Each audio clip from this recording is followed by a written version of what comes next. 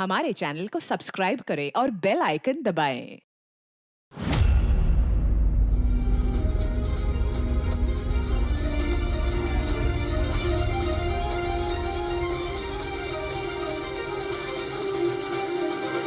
कोई साधारण विष की दुर्गंध नहीं। अरमान, बोला था ना टीवी बंद करो।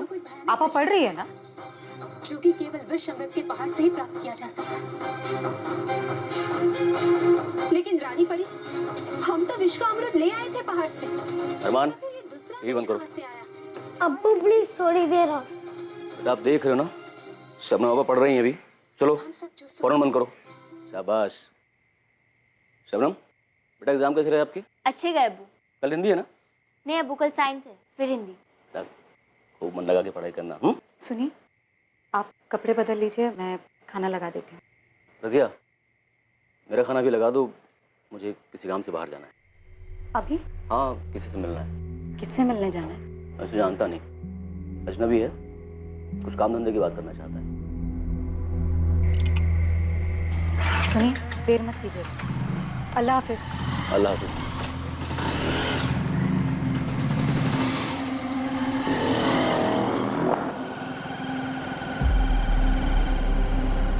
किसी को पता नहीं था कि यह आखिरी बार था जो अफजल अपने घर से निकल रहा था।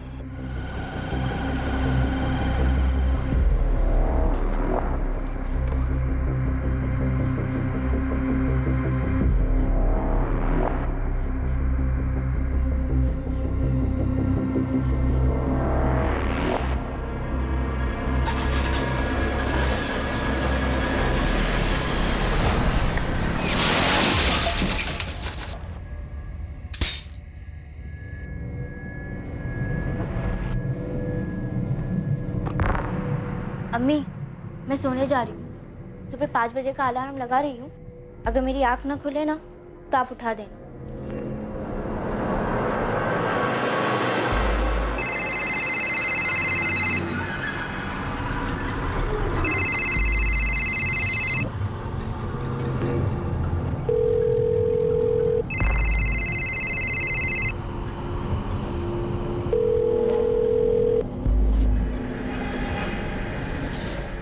क्या हुआ अम्मी? पता नहीं शबनम, मैं तेरे अब्बू को कब से फोन लगा रही हूँ, फोन नहीं उठा रहे। फोन साइलेंट पे होगा अम्मी। मिस कॉल देख के खुद कर लेंगे अब्बू कॉल। आप इतना परेशान मत हो।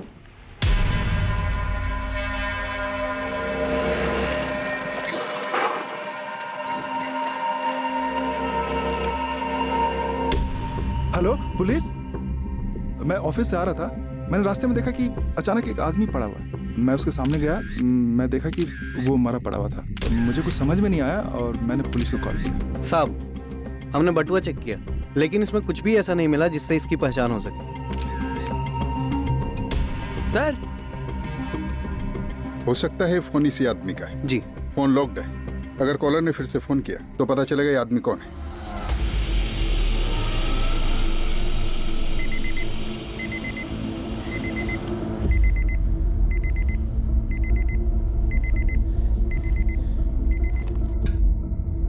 शबनम, शबनम उठ, मुंह धो ले, पढ़ने बैठ जा। अब्बू आ गए? नहीं। नहीं?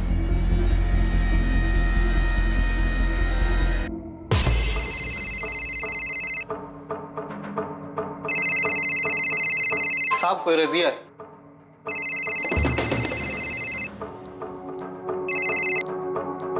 हेलो अफसर, कहाँ हैं आप? मैं रात से फोन ट्राई कर रही हूँ, फोन ही नहीं उठा रहे। मैं पुलिस सब इंस्पेक्टर संतोष बोल रहा हूँ, मिलन नगर थाने से। पुलिस? ये अफसल कहाँ है? आपके पति का एक्सीडेंट हो गया, बस आप हॉस्पिटल आ जाएं जल्दी। क्या?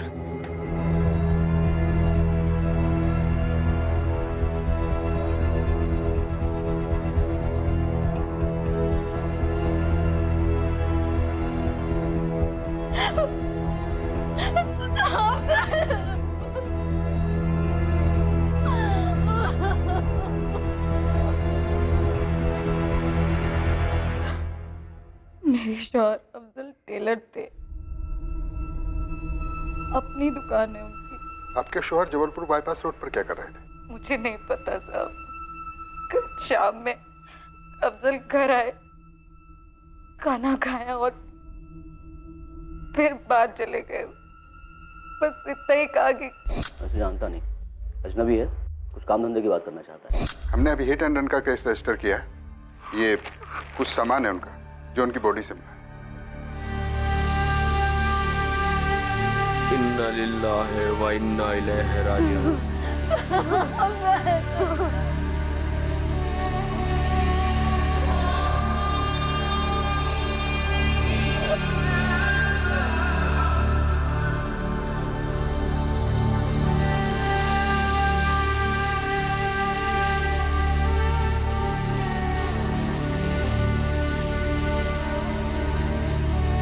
भाभी, अल्लाह हिम्मत दे।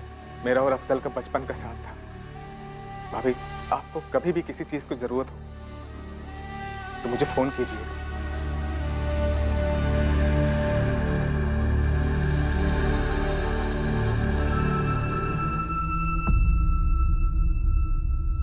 किसके दिल में क्या है, कौन अपने दिल में आपके लिए बैर रखे हुए है, ये कोई नहीं कह सकता। एक रात में एक परिवार उजड़ गया।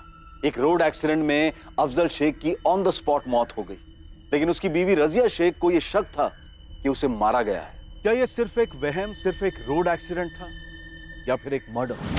साहब, मुझे लगता है कि अफजल उस रात जिस अजनबी आदमी से मिलने गए थे, उसने जानबूझकर उन्हें कुचल दिया। लेकिन अभी तो एक्सीडेंट ही लग रहा है। पोस्टमार्टम में कुछ आया नहीं। जहाँ एक्सीडेंट हुआ वहाँ CCTV नहीं था, पर किसी ने कुछ देखा नहीं, कुछ बताया नहीं। आपका कहना है वो अजनबी था, पहली बार मिलना। आपके पति के कॉल रिकॉर्ड्स में भी कुछ नहीं मिला, तो भला अजनबी ऐसा क्यों करेगा? साहब, ये आप पता लगाइए। मेरे पति की किसी से कोई दुश्मनी नहीं थी। दुश्मनी नहीं थी तो कोई मर्डर क्यों करेगा? जरा सोचिए इस बारे में। कत्ल ना सही, एक्सीडेंट तो है, और मैं चाहती हूँ कि ये जिस किसी ने भी किया है उसे कड़ी से कड़ी सजा मिले।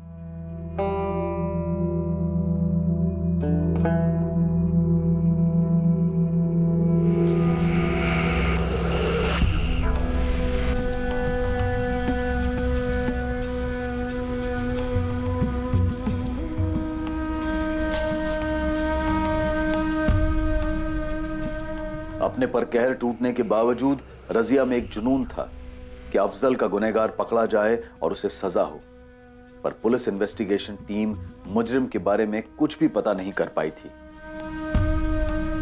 लेकिन रजिया ने हार नहीं मानी। पूरे 6 महीने वो पुलिस स्टेशन के चक्कर काटती रही, दलीलें करती रही, और फिर एक दिन साहब वो अफजल के नहीं मिल रहा वो आदमी जिसने आपके पति का एक्सीडेंट किया। इसका मतलब अफजल को और मुझको किसी को भी इंसाफ नहीं मिलेगा। आपसे गुजारिश है, आप हमारा और अपना वक्त जाया ना करें। केस क्लोज कर दिया हमने। अनसुलझे करार देकर कई केसेस क्लोज किए जाते हैं। ऐसे केसेस सिर्फ आंकड़े बनकर रह जाते हैं। लेकिन क्या आक्रोश क्लोज किया जा सकता है? रजिया के मन में एक आक्रोश था, एक अधूरापन था। कम से कम रजिया से तो आगे बढ़ना नहीं हो पा रहा। और फिर अफजल को खोने के पूरे 3 साल के बाद एक ऐसा वाकया हुआ जिससे इस क्लोज्ड केस की तकदीर फिर से खुल गई।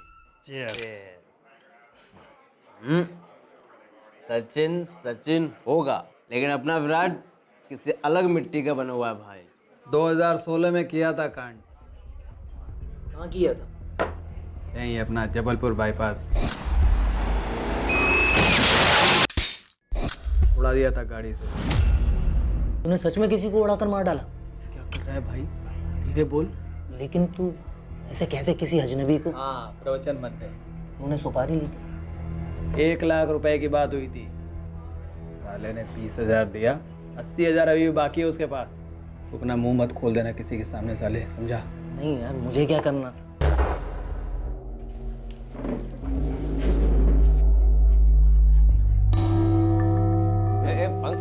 भाई, अरे यार बबलू आ जा रहे यार। बबलू, ये तो पार्टी शुरू हुई है। बबलू तू पी।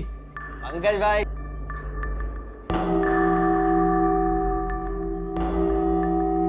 लाला, ये 2 लोग बाहर गए, देखा तूने? क्या हुआ? नहीं जानता क्या उनको? मैं क्यों जानने लगा?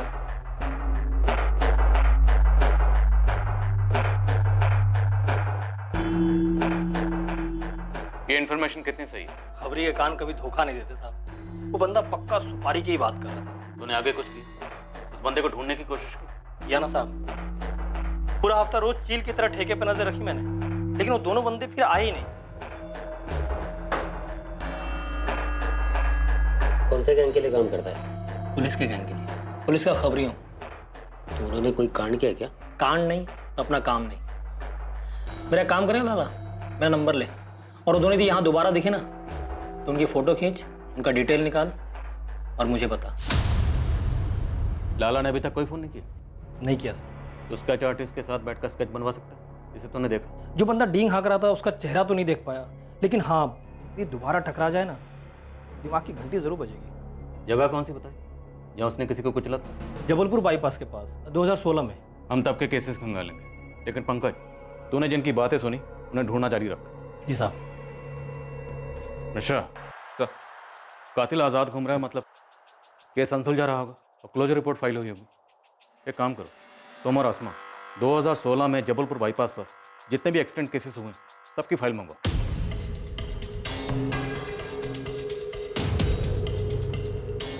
सर, जनवरी 2016 से दिसंबर 2016 जबलपुर बाईपास रोड के सारे एक्सीडेंट केसेस हैं। स्टडी करते हैं। खबरी द्वारा दी गई इस टिप ने एक खोज की शुरुआत की, उस अनसुलझे एक्सीडेंट केस फाइल की खोज जिसकी क्लोजर रिपोर्ट 3 साल पहले ही फाइल हो चुकी थी। बहरहाल नियति इस केस को दोबारा खोलने पर तुली थी। सर, पंकज की टिप से मैच होते हुए 2 केसेस मिले हैं। पहला केस एक अज्ञात औरत का है, वो जबलपुर बाईपास रोड के पास मरी हुई मिली थी, लेकिन उसकी कभी पहचान नहीं हो पाई। दूसरे केस में पहचान हो पाई सर, कोई अफजल शेख था 2 व्हीलर पर। हिट एंड रन का केस रजिस्टर्ड हुआ था पर कभी सॉल्व नहीं हुआ। क्लोजर रिपोर्ट फाइल की गई। गुड। और एक बात सर, इस अफजल की पत्नी रजिया शेख ने स्टेटमेंट दिया है कि अफजल उस रात को किसी अजनबी से मिलने के लिए जा रहा था। उसने कहा सर कि उसे भी शक है कि एक्सीडेंट का केस नहीं है, किसने मर्डर किया उसके पति का। लगता है वही केस है। इस रजिया शेख को ट्रेस करो। अरमान रुक, टिफिन रखने दे। अब्बू लेट हो रहा है। हाँ बेटा आया। चलो। सुनिए, आपका भी टिफिन रेडी है, ले जाओ। हाँ ठीक है। अच्छा सुनो, बाजार से कुछ लाना? नहीं कुछ नहीं लाना। अब्बू चलिए। हाँ आप लोग जाओ। बाय बाय अम्मी। बाय बेटा।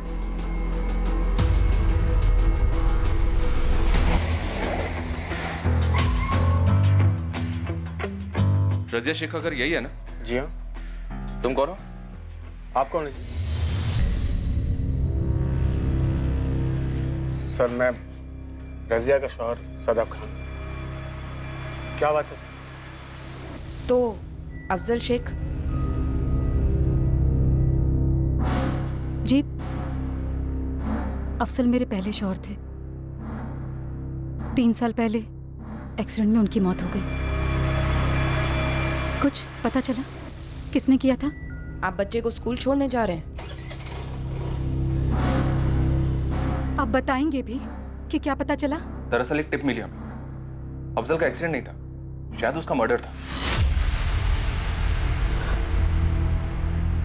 मुझे पता था, मैं कहती रही। मार डाला है किसी ने अफजल को। उस रात हर रोज की तरह दुकान से घर लौटे, खाना खाया और निकल गए। वैसे जानता नहीं, अजनबी है, कुछ काम धंधे की बात करना चाहता है। किसी पर शक? उस अजनबी पर जिससे अफजल उस रात मिलने गए थे।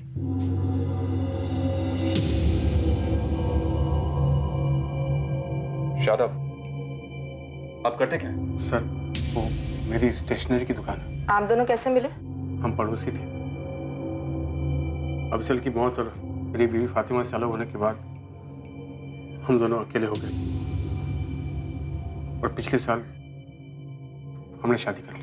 एफआईआर में आपकी एक बेटी का भी जिक्र है, शबनम। तब वो 10वीं में थी, अभी कहाँ कॉलेज गई? शबनम हमारी शादी के खिलाफ थी, तो उसने एक घर छोड़ दिया, खुद से रहती। मैंने रोका था शबनम को, शादाब ने भी रोकने की कोशिश की थी, लेकिन शबनम ने एक नहीं सुनी हमारी। अभी कहाँ रहती हो? जी यहीं जबलपुर में, एक प्राइवेट ऑफिस में अकाउंट असिस्टेंट के तौर पे काम करती है। शबनम का घर का एड्रेस, ऑफिस एड्रेस, उसका मोबाइल नंबर लिख दीजिए।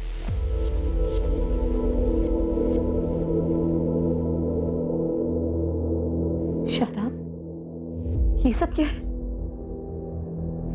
पता नहीं रजी।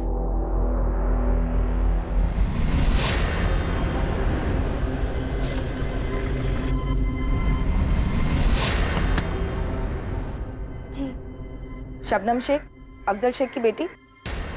मुझे वो शादाब पसंद नहीं। क्यों? कुछ किया उसने तुम्हारे साथ? नहीं, ऐसा कुछ नहीं। हम तुम्हारे अब्बू का एक्सीडेंट केस फिर से ओपन कर रहे हैं। हमें शक है कि उनका एक्सीडेंट नहीं हुआ था, कत्ल हुआ था। कत्ल?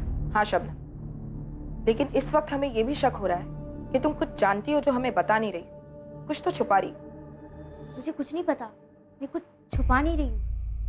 मुझे बस सुनकर शॉक हो गया। लेकिन हमारे बताने के पहले से तुम हमें शॉक्ड लग रही थी। शबनम प्लीज, तुम हेल्प कर सकती हो हमारी? क्या तुम नहीं चाहोगी तुम्हारे अब्बू का कातिल पकड़ा जाए? बताओगी नहीं तुम्हें किस पर शक है? मुझे कैसे किसी पर शक हो सकता है? सच में मैम, मुझे कुछ नहीं पता। 3 साल में काफी डेवलपमेंट हुई है शेख परिवार में। जी सर। लड़की जरूर कुछ छुपा रही है सर। और ये शादाब भी बॉडी लैंग्वेज से काफी नर्वस लग रहा था। रजिया भी सर, काफी कोशिश करी थी नॉर्मल रहने की, लेकिन साफ दिख रहा था अंदर कुछ चल रहा है। इस मर्डर का तगड़ा मोटिव दिख रहा है। रजिया और शादाब का अरसे से अफेयर रहा होगा। अफजल रास्ते का कांटा था। इस ट्रायंगल के तीनों एंगल्स के डिटेल्स निकलो। रजिया, शादाब और वो पहला शौहर मरहूम अफजल शेख। साहब, 3 साल पहले हुआ एक एक्सीडेंट केस अब मर्डर केस मालूम हो रहा था, जैसा कि उस वक्त रजिया को लग रहा था। लेकिन उस वक्त न्याय की गुहार लगाने वाली पीड़ित की पत्नी इस वक्त संदिग्ध मालूम हो रही थी। अब सवाल यह उठ रहा था कि क्या घर की दीवारों में दीमक काफी पहले से लगी हुई थी और क्या किसी अपने ने ही अफजल के खिलाफ अपने दिल में बैर पाल रखा था? सर, आसमा, क्या खबर? आपका शक सही निकला सर। रजिया और शादाब का अफेयर अफजल की मौत के काफी पहले से चल रहा था। अफजल के जाने के बाद ही इनका निकाह हुआ, लेकिन उसके पहले शादाब की पहली बेगम फातिमा ने तलाक दे दिया शादाब को, तभी खिल टूट गई थी। अभी कहाँ है फातिमा? वो अपने जबलपुर की नहीं थी, वो तो लौट गई अपने मायके शाहपुरा गांव में। सर, मैंने शादाब की पहली बीवी फातिमा को ट्रेस कर लिया, बुलाया उसे। सर, मैं अफजल शेख की दुकान पर गया था। अब वो दुकान उसका कारीगर चलाता है, मंगेश। साबी दुकान अफजल भाई की खुद की नहीं थी, उन्होंने एक सेठ से लीज पर ली थी और मैं पहले से उनके नीचे काम कर रहा था। लेकिन उनके जाने के बाद रजिया भाभी को दुकान नहीं चलानी थी, तो उनसे मैंने ले ली। अफजल शेख के काफी करीब रहे होगे तो मंगेश, उसकी किसी के साथ कोई दुश्मनी थी क्या? सब दुश्मनी करने और निभाने के लिए फुर्सत भी तो लगती है ना। और अफजल भाई तो हमेशा से अपने काम में मगन रहते थे और जो भी वक्त मिलता वो अपने बच्चों के साथ बिताते। इस बात की पूरी संभावना है कि अफजल का मर्डर हुआ है। कुछ तो हुआ होगा। पता होता कुछ तो 3 साल से चुप नहीं बैठता साहब। अफजल के दिल में बच्चों के लिए जगह थी, बच्चों की माँ के लिए नहीं। कोई तो मसला हुआ होगा मियाँ बीवी के बीच में, जो ये दरार आई। सब मोहल्ले वालों का कहना है उन्होंने अफजल और रजिया के बीच कभी कोई झगड़ा होते नहीं देखा, ना कभी सुना। सारे झगड़े चीख चीख के कहाँ होते हैं आसमा, वार खामोशी से भी किए जाते। मुझे लगता है अफजल और रजिया के रिश्ते को समझने के लिए हमें पहले शादाब और उसकी बीवी फातिमा को समझना जरूरी है। बुलवाओ तीनों को।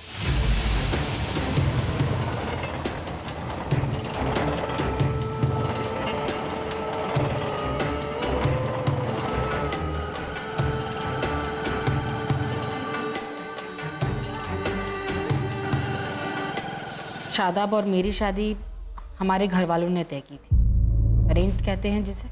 पहले 2 साल जब तक हम बच्चे के लिए कोशिश कर रहे थे, शादाब मुझसे बहुत प्यार करता था, लेकिन जैसे जैसे डॉक्टर जवाब देते गए शादाब बदल गया, या यूं कहिए कि उसने अपना असली चेहरा दिखाना शुरू कर दिया।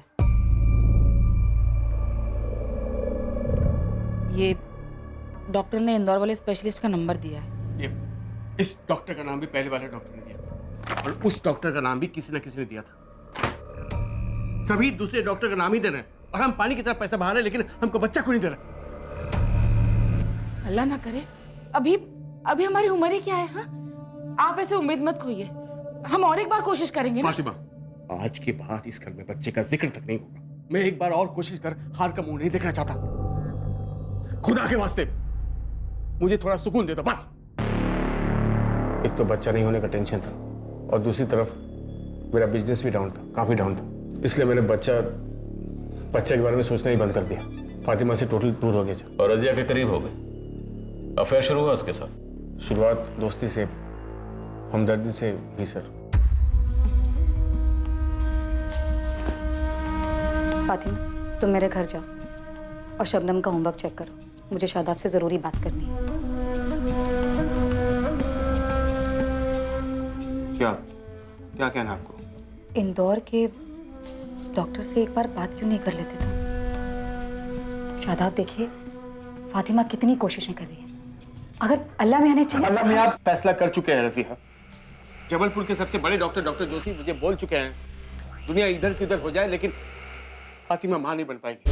या अल्लाह, तुमने ये बात फातिमा को बताई है? बताई है, घुमा फिरा कर, साफ लफ्जों में नहीं बताई। ये कभी मां नहीं बन सकती, मेरी हिम्मत नहीं होती उससे बताने की। और आप भी खुदा के वास्ते उसे कुछ मत बताना, वरना वो खुद को मेरी गुनहगार समझेगी, घर पर बैठेगी। मैं जानबूझकर उसे तीखी बात करता हूं ताकि वो मुझसे कुछ उम्मीद न रखे, क्योंकि अब कोई दवा फातिमा को मां बना नहीं सकती। और मैं कभी बाप नहीं बन पाऊंगा। ये दर्द मुझे रात दिन खाता है, किससे कहूं मैं? क्या करूं मैं? रोइए रोइए, चुप हो जाइए।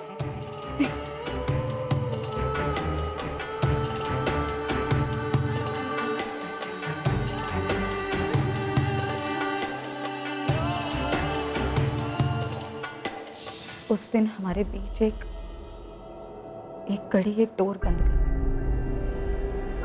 दोस्ती और हमदर्दी के परे। उसके बाद क्या हुआ? हम मिलने लगे, पहले पहले मोहल्ले के बाहर। और तुम्हें भनक कब लगी? कभी नहीं। मैं तो रजिया को अपनी आपा समझती थी। पकड़े कैसे गए? अफजल ने हमें रंगे हाथ पकड़ लिया।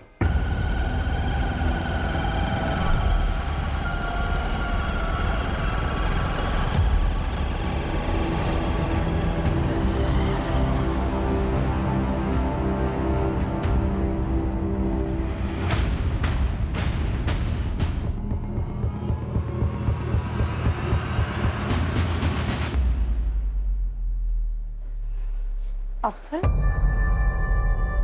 आप आज जल्दी आ गए? देर हो गई, लेकिन तुम कहां से कहां पहुंच गई रजिया? अफसर, आप क्या बोल रहे हैं? मेरी कुछ समझ में नहीं आ रही। शादाब को फोन मिलाओ और बुलाओ उसे यहाँ। शादाब को? लेकिन क्यों? क्यों? रजिया, ये सवाल अपने आप से पूछो, क्यों? शादाब को फोन कर और बुलाओ उसे यहाँ।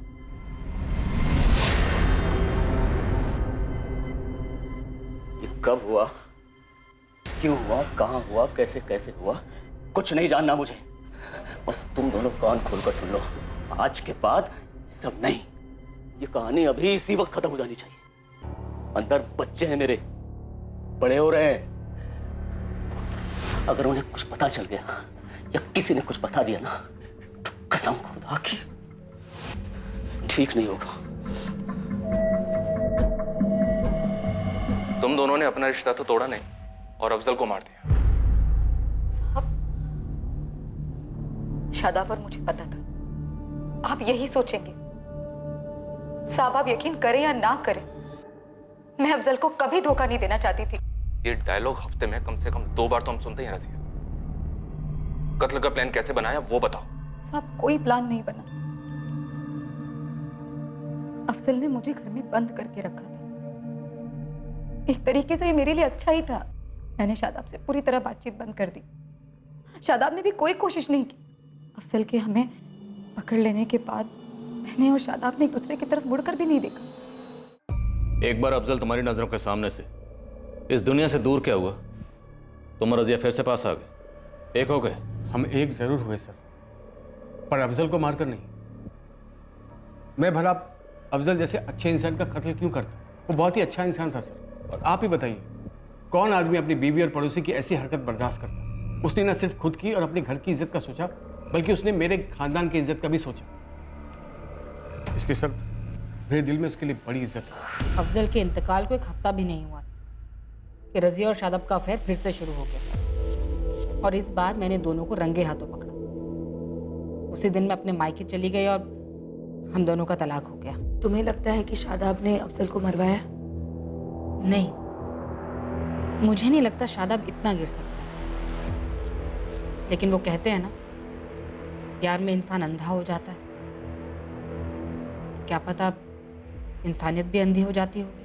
अफजल, शादाब और रजिया के बारे में पुलिस ने हर मुमकिन हर छोटी से छोटी जानकारी हासिल की, पर कहीं भी वो कड़ी नहीं मिल पा रही थी जो शादाब और रजिया को अफजल के कत्ल से जोड़े। ये खबरी की टिप से एक अनसुलझे एक्सीडेंट केस को फिर से खोला गया, लेकिन पुलिस के हाथ कुछ नहीं लग रहा था। क्या ये अनसुलझा केस अनसुलझा ही रहने वाला था, या फिर पुलिस के हाथ कोई ऐसा सुराग लगने वाला था जो इस केस को नई दिशा देता?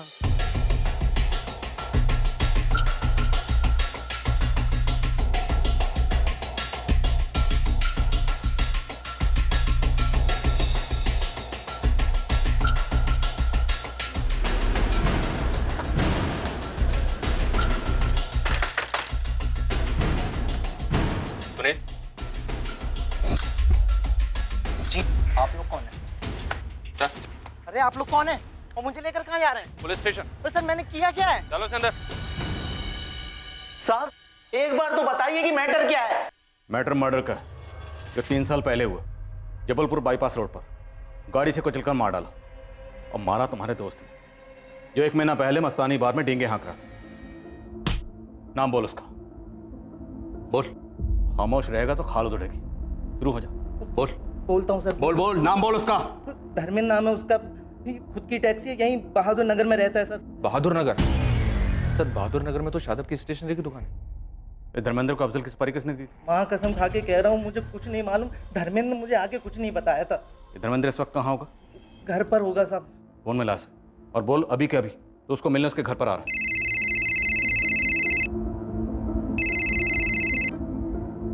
हेलो, हाँ सुनील, बोल क्या हुआ? धर्मेंद्र भाई वो बस ऐसे ही फोन किया था। कहाँ हो आप? घर पर ही हूँ। क्या हुआ, बोलना। नहीं वो बस मैं सोच रहा था आपसे आकर मिल लूं। हेलो धर्मेंद्र भाई। हाँ सुन रहा हूँ। आजा, मैं घर पर ही हूँ। क्या हुआ अजय? आप अचानक इतने परेशान लग रहे।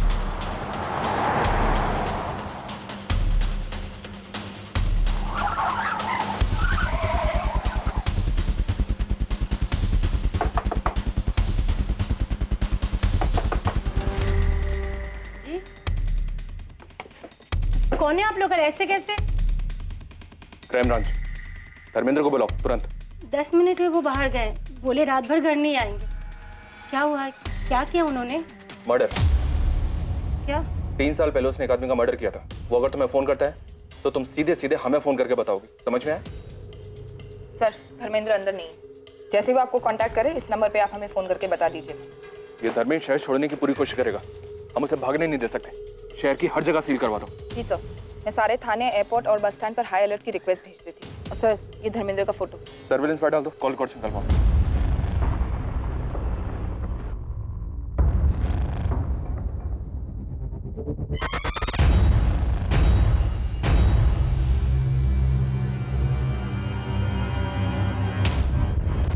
बेड़ा कर खलील भाई, लगता है पुलिस वाले अफजल का केस फिर से खोल रहे हैं। क्या? मुझे कैसे पता चला? अरे पुलिस मुझे अरेस्ट करने के लिए मेरे घर पर आई थी। बाल बाल बचकर भागा हूं मैं। लेकिन तेरे बारे में पुलिस को कैसे पता चला? मुझे नहीं मालूम है, लेकिन बेहतरी इसी में है ना खलील भाई कि मुझे इस झमेले से बाहर निकालो। 5 लाख रुपए मेरे मुंह में ठूसो, नहीं तो मेरा मुंह पुलिस वाले के सामने खुल जाएगा। बकवास मत कर, तू ऐसा कुछ भी नहीं करेगा, समझे? मैं ऐसा कर सकता हूं खलील भाई। मेरी सुपारी के पैसों में से ना अभी भी 80,000 आप ही के पास है। 4-5 दिनों के लिए तो अंडरग्राउंड हो जाए, तब तक मैं कुछ इंतजाम करता हूँ। 3 दिन मैं फोन करूंगा और पैसे का आप इंतजाम करिए, और अगर नहीं हुआ ना तो पुलिस वाले के पास जाके मैं सब कुछ बोल दूंगा।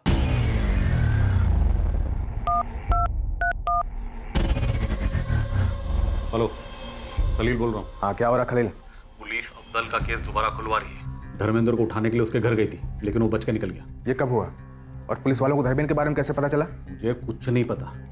धर्मेंद्र 3 दिन के लिए अंडरग्राउंड होने को तैयार हो गया, लेकिन बदले में वो 5 लाख रुपए मांग रहा है। अगर पैसे नहीं मिले तो पुलिस के सामने जाकर अपना मुंह खोल देगा। पुलिस मुझ तक भी पहुंच सकती है। खलील, पुलिस तुम तक पहुंचने तो पहुंचने दो, तुम्हें पता है ना कि क्या करना है।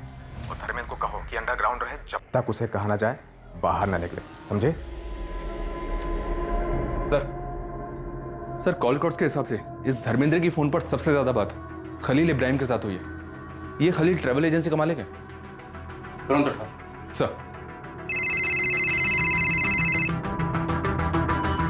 हाँ पंकज। ये धर्मेंद्र जो है चाय की टपरी पे काफी बैठता है और ये टपरी शादाब की दुकान के जस्ट बगल में है। देख लो साहब, कुछ तो कनेक्शन दिखता है।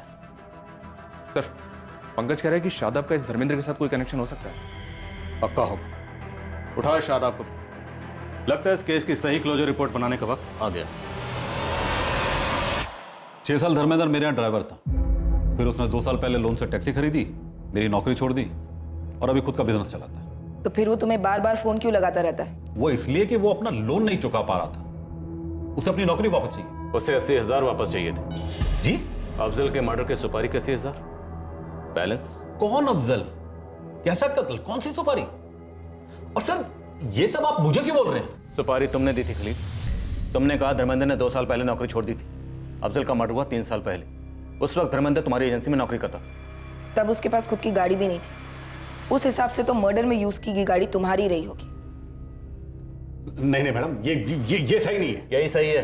और धर्मेंद्र तुम्हें बार बार फोन उस बैलेंस 80,000 के लिए करता था। सर मुझे लगता है आप मुझे कोई और समझ रहे हैं। ये अफजल कौन है मैं सच में इसे नहीं जानता। देखिए आपने जो जो सवाल किए मैंने उसका सही सही ईमानदारी से जवाब दिया। अब इसके आगे मैं कुछ नहीं कहना चाहता। मैं बस इतना कहूंगा कि आप लोग मुझ पर बेबुनियाद इल्जाम लगा रहे हैं। ठीक है, जाओ जाओ। हाँ जाओ। खलील याद रखना, धर्मेंद्र घर से भागा, तुम नहीं भाग पाओगे। बोल। मैं चाय तक नहीं पीता साहब, मुझे कैसे पता कि चाय की टपरी पे कौन धर्मेंद्र आता है? इस आदमी ने अफजल को अपनी गाड़ी के नीचे कुचल दिया। इस आदमी को मैंने अपने दुकान के आसपास देखा है साहब, चाय की टपरी पर, जैसा आप बोल रहे हैं ना साहब। लेकिन इससे मेरा कोई ताल्लुक नहीं है साहब। मेरा यकीन कीजिए, मेरा अफजल के कत्ल से भी कोई ताल्लुक नहीं है साहब। सर कॉल रिकॉर्ड्स के हिसाब से इस धर्मेंद्र, शादाब और रजिया के बीच कोई फोन कनेक्शन नहीं है, एक कॉल भी नहीं। शायद ये शादाब सच बोल रहा है। तो खलील के कॉल रिकॉर्ड्स खंगाले, उसका शादाब, रजिया, अफजल किसी के साथ भी कोई कांटेक्ट नहीं रहा है। तो फिर धर्मेंद्र को सुपारी किसने दी? क्योंकि सुपारी तो दी गई। धर्मेंद्र घर से भागा है और ये स्नेह झूठ बोलने की हिम्मत नहीं करेगा। ये अफजल शेख कहाँ का रहने वाला? सो जब उसकी पड़ोसी से बात हो रही थी तो वो बोली सरूनी गांव को बिलोंग करता है, पूरी फैमिली वहीं रहती थी, 8 साल पहले शिफ्ट हुए हैं। इस धर्मेंद्र के लिए तलाश जारी हो। कमिश्नर, एक टीम लेकर सरोनी गाँव जाओ, देखते हैं कि अफजल शेख की मौत के सुराग के गाँव में तो नहीं छुपे।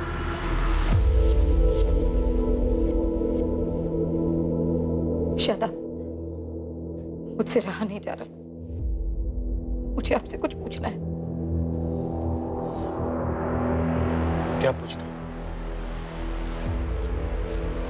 क्या आपने अफजल को मरवाया है? क्या तुम्हें वाकई में ऐसा लगता है कि अफजल का कत्ल मैंने करना है? मेरी आंखों में आंखें डालकर अपना सवाल पूछो रजी। मेरी तरफ देखो। क्या ये आंखें खूनी की लगती है? अफजल के खूनी की? मैंने किसी को सुपारी वाली नहीं दी रजी।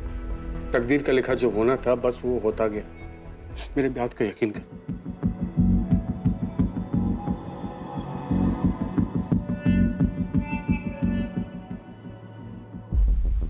ये ज़मीन जिस पर मैं खेती कर रहा हूँ ये दरअसल अफजल भाई की ही है।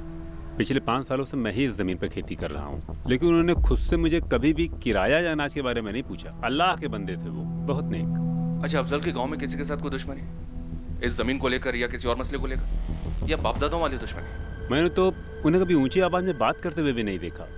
अच्छा, इस गांव में अफजल का कोई दोस्त है क्या, कोई खास? जी हाँ, माजिद। भाभी, आपको कभी भी किसी चीज की जरूरत हो तो मुझे फोन कीजिएगा। कहाँ मिलेगा इस वक्त? माजिद पार्टी के दफ्तर में होगा। केशव, क्या ये डिजाइन कितनी गलत है?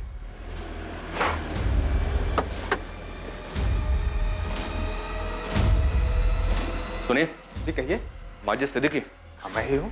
आप कौन? अफजल जैसा दोस्त नहीं था, बहुत याद आती है सर। साथ ही पढ़ाई की, साथ ही बड़े हुए थे। यहाँ गांव में अफजल का किसी के साथ कोई झगड़ा, कोई पुरानी दुश्मनी?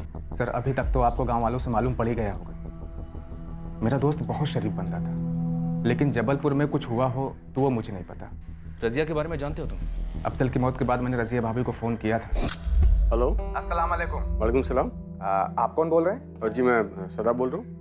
ये नंबर तो रजिया भाभी का है ना? जी हाँ, मैं रजिया का शौहर हूँ। ओह, रजिया भाभी ने शादी कर ली? मैं आपको बाद में फोन करता हूँ। बस मलाल इस बात का है कि ये फ़ोन रजिया भाभी की तरफ से नहीं आया, पर ठीक है, अल्लाह की ही मर्जी। चलो इसी बहाने कम से कम शबनम और अरमान को बाप का साया तो मिला। लेकिन बेटी शबनम रजिया और शादाब के साथ नहीं रहती। इस बारे में तो मुझे मालूम ही नहीं। क्या अफजल ने आपको कभी रजिया और शादाब के नाजायज रिश्ते के बारे में बताया? नहीं सर, उसने कभी नहीं बताया। और अभी तो आपने कहा कि अफजल आपका जिगरी दोस्त था। हाँ, मुझे तो यही लग रहा था कि मेरा एक अच्छा दोस्त है, पर अब मुझे एहसास हो रहा है सर कि उसने कभी मुझे अपना नहीं माना, पर मेरे लिए वो आज भी दोस्त रहेगा। इस केस की इन्वेस्टिगेशन अब भी अपनी मंजिल से काफी दूर थी। हालांकि पुलिस जानती थी कि अफजल का कत्ल किसने किया था, लेकिन वो ये जानने में अब तक नाकाम रही थी कि अफजल का कातिल आखिर किस शतरंज का मोहरा था। अफजल का कत्ल आखिर क्यों किया गया और इस कत्ल के पीछे की वजह क्या थी।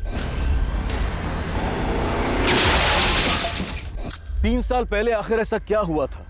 क्या पुलिस किसी सुराग तक पहुंचने वाली थी या फिर कोई सुराग पुलिस तक?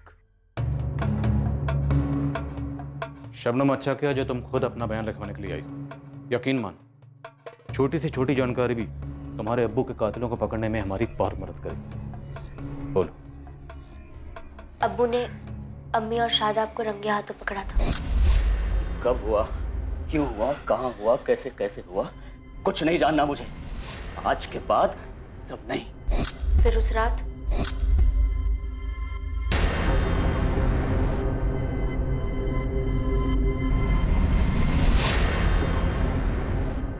अब्बू को ऐसे रोते हुए मैंने कभी नहीं देखा था। वो इतना प्यार करते थे अम्मी से, और अम्मी ने क्या किया? पहले अफेयर, फिर अब्बू के मौत के बाद शादाब से शादी। अम्मी और शादाब को खुश देखा और उनकी खुशी मुझसे देखी नहीं जाती थी, क्योंकि मुझे लगता है उन्होंने ही अब्बू को हटाया अपने रास्ते से। तुम्हें लगता है कि? मैं यकीन के साथ तो नहीं कह सकती, ये मेरी सोच है, लेकिन अब्बू की मौत की सच्चाई मैं नहीं जानती।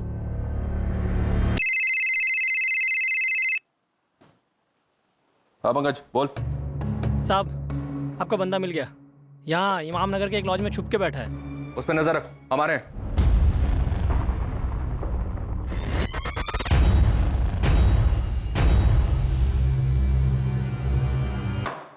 पहले बोल, सुपारी किसने दी? मेरे मालिक खलील इब्राहिम ने। अफजल शेख नाम है इसका, गाड़ी से उड़ाना,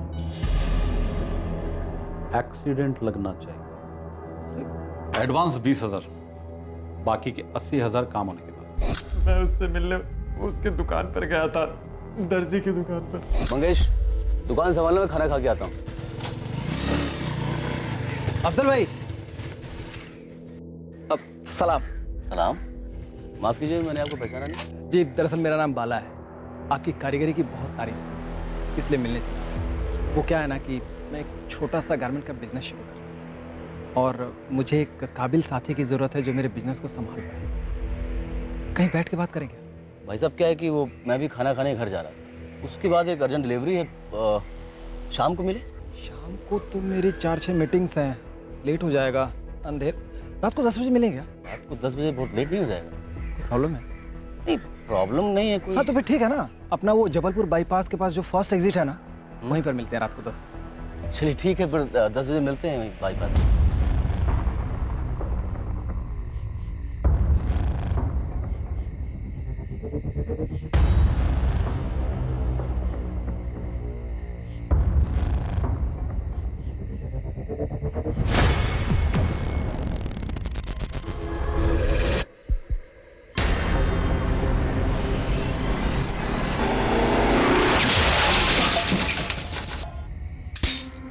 तेरा सेठ खलील अफजल को क्यों मरवाना चाहता था? उसकी अफजल से क्या दुश्मनी थी? मुझे उसने कभी कुछ नहीं बताया सर। मेरी अफजल से कोई दुश्मनी नहीं थी, मैं तो उसे जानता भी नहीं था सर। अगर अफजल को जानता नहीं था तो मरवाया क्यों से? मैं नहीं चाहता था सर, ये कांड मुझसे करवाया गया। तुम्हें किसी और ने सुपारी थी? नाम नाम बोल। मेरे एक दोस्त ने। कौन दोस्त? एक छोटे लेवल का पॉलिटिशियन है सर, सरोनी गांव का, माजिद सिद्दीकी।